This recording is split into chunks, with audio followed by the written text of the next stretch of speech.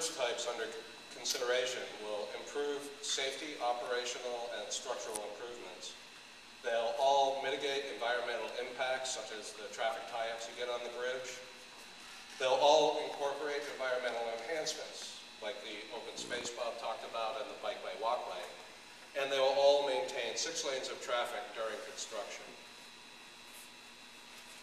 When we're looking at the bridge, we kind of divided it into 3 different segments.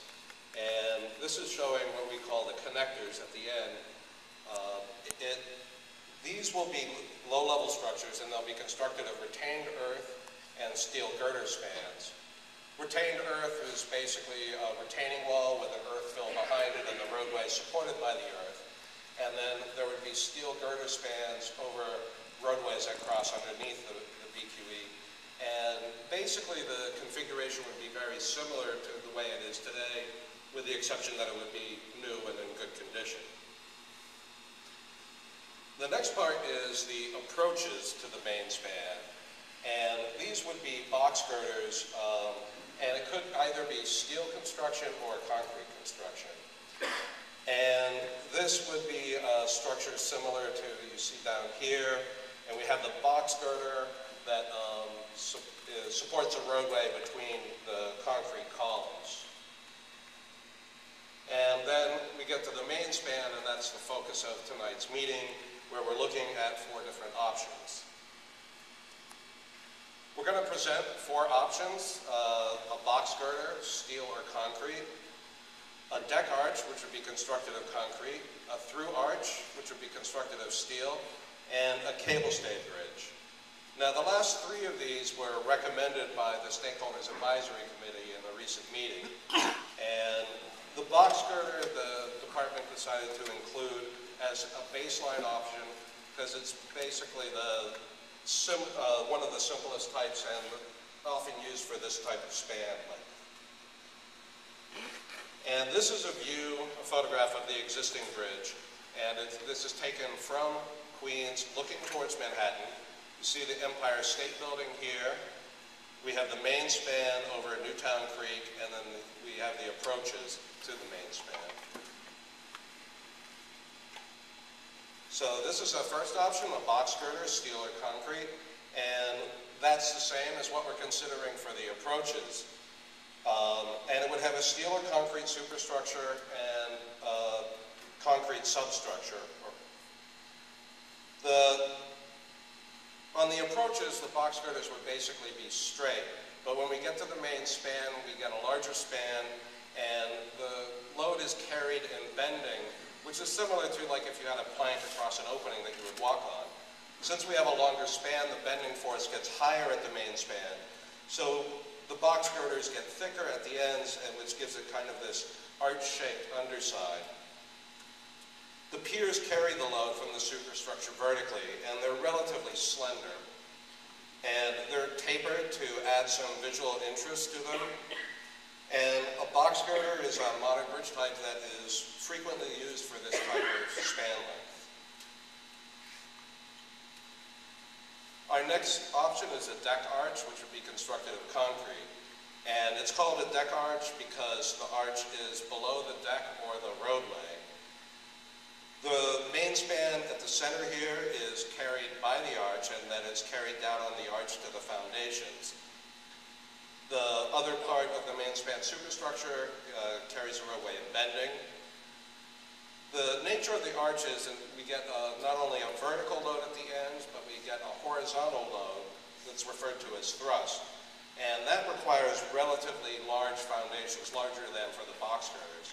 And then we have these backstay columns, which not only support the roadway, but they also help to resist the thrust from the arch.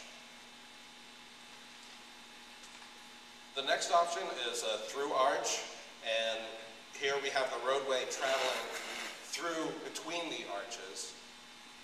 The roadway, the through arch would be a steel structure, and then the foundations would be concrete. The roadway in the main span is supported by vertical suspender ropes, and those are similar to what you would see on any of the suspension bridges in the area.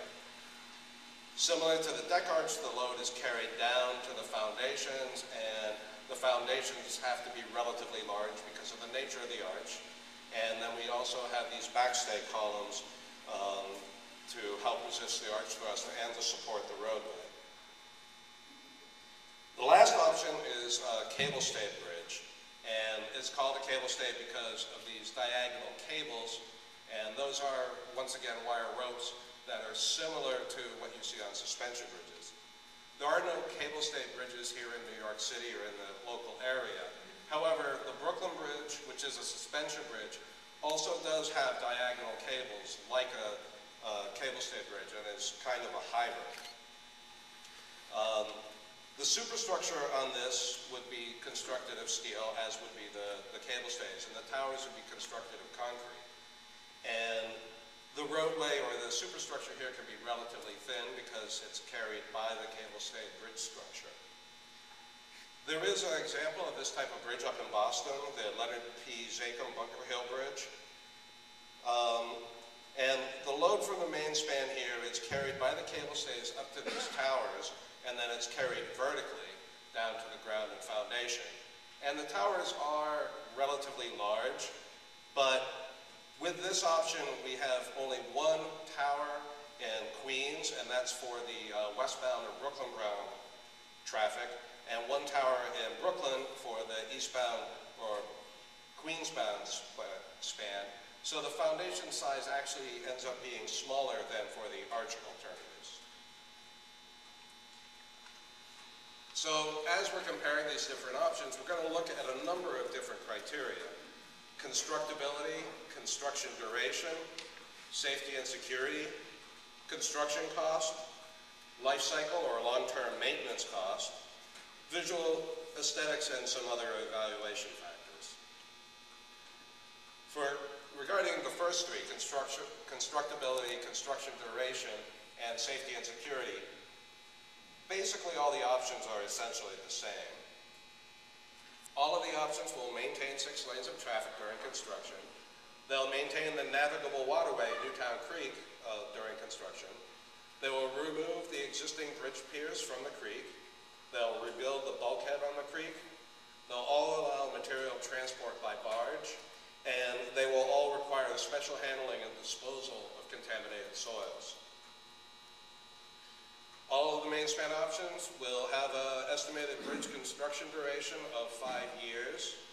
The time that it takes to construct the main span itself may vary between the different options, but the construction of this project is 1.1 mile long, so even if the main span takes a little bit longer, the overall duration of the project will remain the same. All of the main span options will improve the driver's sight distance, will provide full shoulders for disabled vehicles to pull over on, will provide a redundant structure, which means that the structure is built in such a way that failure of a single component of the bridge will not allow the bridge to collapse. It'll meet current seismic design standards and have a minimum design life of 75 years.